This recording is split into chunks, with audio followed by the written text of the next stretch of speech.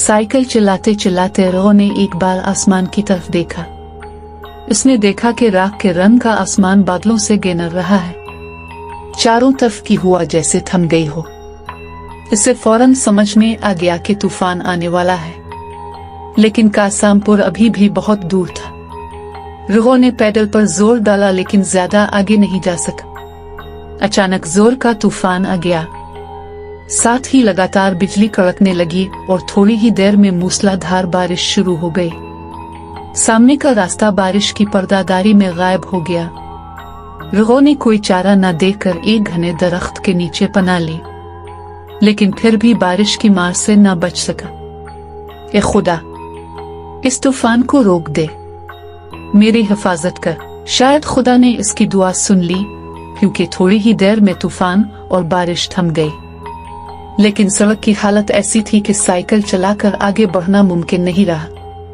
मजबूरन raw cycle घसीटते हुए आगे बढ़ने लगा। कुछ ही दूर जाकर उसे एहसास हुआ ये रास्ता तो कासामपुर का नहीं है। वो सोच ही रहा था कि अब क्या करे कि अचानक इसके कानों में एक आवाज पड़ी, क्या अब रास्ता भटक गए हैं? रॉ चौंक कर देखने लगा। उसने देखा कि धुंधले अंधेरे में एक साया खड़ा है। कौन हो तुम? मैं रतन हूँ बाबू। लगता है आप रास्ता भटक गए हैं। मुझे कासामपुर जाना है, लेकिन अब जा नहीं पाएंगे। रास्ते में दरख्त गिर गया है। रॉ मुसीबत में पड़ गया। वो अंधेरे में डूबी सड़क को पागलों की तरह तकने लगा। यहीं करीब मेरी चाय की दुकान है। आइए, बारिश फिर से शुरू हो जाएगी। रॉ ने आसमान की तरफ देखा, फिर आहिस्ता से सर हिलाकर हामी भर ली। आइए, मेरे साथ आइए। रॉ ने शिक भरे दिल के साथ इसका पीछा किया, लेकिन जैसे जैसे आगे बढ़ा इसे एक अजब सी बो महसूस होने लगी। गीली हुआ में किसी जली हुई चीज की बा। क्या हुआ? जल्दी कीजिए। हाँ हाँ, आता हूँ। वो साइकिल के साथ तेजी से बढ़ा। कुछ ही दूर जाकर एक बरगद का दरख्त नजर आया। करीब ही एक झोंपड़ी नुमा मकान था, जिसमें आयरिकीन लालटेन जल रही थी। रतन ने आवाज दी, आइए बाबू, यही मेरी चाय की दुकान है। रॉ ने साइकिल दरख्त के साथ टका दी और झोंपड़ी की दहलीज पर आ खड़ा हुआ। अंदर चूल्हा था और उसके गिर्द चाय बनाने का सामान। वो हैरान हुआ कि इतनी सुनसान जगह पर भला चाय पीने कौन आता होगा। रतन एक मोड़ा ले आया। कई बाबूजी, मैं चाय लाता हूँ। रॉ अपनी गोद में रखे पैसों के थैले को मजबूती से पकड़कर बैठ गया। बाहर फिर से तूफान शुरू हो चुका था। बिजली कड़क रही थी, गरज सुनाई दे रही थी। ये लीजिए बाबू, अब भीग गए हैं, चाय पीजिए, अच्छा लगेगा। रॉ ने सोचा, इतनी जल्दी चाय भी बना लाया। अजीब है, हल्की हल्की बारिश दोबारा शुरू हो गई थी। रॉ ने चाय की चुस्की लेते हुए पूछ ही लिया, यहाँ चाय पीने कौन आता है? रतन बोला, पहले कुछ फासले पर एक बस स्टैंड था, लोग आया करते थे। अब कभी कभार अब जैसे कोई आ जाता है। इसकी बातों में न जाने क्या था कि रॉ के सीने में एक सनसनी दौड़ गई। रतन ने कहा, आज रात अब जा नहीं पाएंगे बाबूजी, यही रुकना पड़ेगा। रॉ ने देखा कि बारिश और तूफान और भी तेज हो गए हैं, लेकिन हैरानी की बात यह थी कि इतनी तेज आंधी के बावजूद लालटेन की लो जरा भी नहीं हल रही थी। रॉ को लगा जैसे इसके अर्द गिर्द सब कुछ सच नहीं है, जैसे कोई जाल है जो आहिस्ता आहिस्ता उसे लपेट रहा है। थैले में रखे पैसों के ख्याल से इसका दिल जोर जोर से धड़कने लगा। रात काफी बीत गई थी।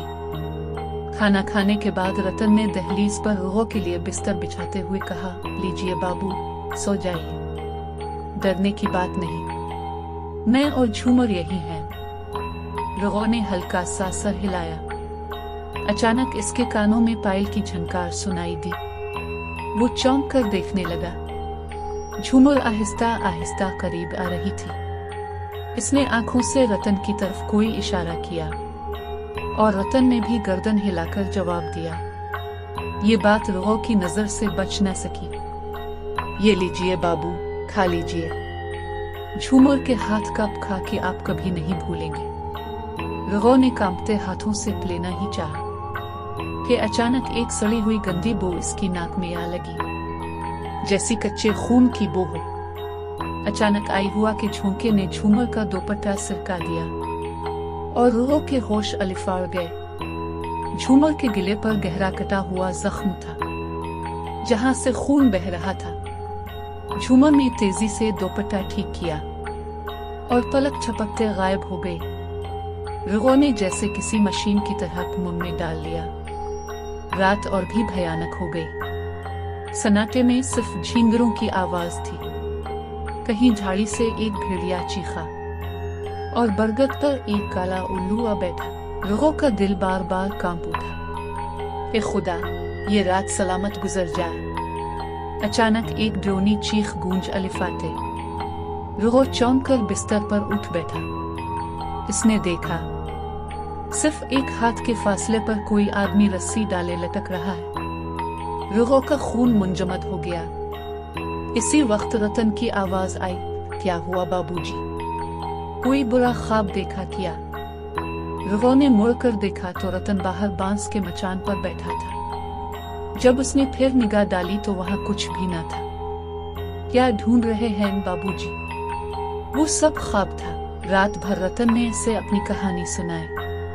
कैसे इसकी बीवी ने उसे धोखा दिया, कैसे इसने अपनी बीवी का गला काटा, शहकर को रस्सों से लटका दिया और आखिर में जलती हुई लालटेन झोंपड़ी में फेंक दी। तूफान में झोंपड़ी जलकर खाक हो गई और वो खुद भी इस आग में जल मरा। सुबह हुई तो रगो ने तेजी से तैयारी की। दरवाजे पर दस्तक दी लेकिन कोई जवाब ना आया। वो साइकिल लेकर चल पड़ा। कुछ दूर गया तो याद आया, इसका पैसों वाला थैला अंदर ही रह गया है। वो फौरन वापस मुड़ा, लेकिन ये क्या? वो झोंपड़ी गायब थी। सिर्फ एक जली हुई काली राख का ढांचा बाकी था। अचानक किसी ने कहा, यही ढूंढ रहे हैं ना? रगो पलटा। इसने देखा इसका थैला किसी के हाथ में है। काफ, कौन हो तुम? मैं झूठ।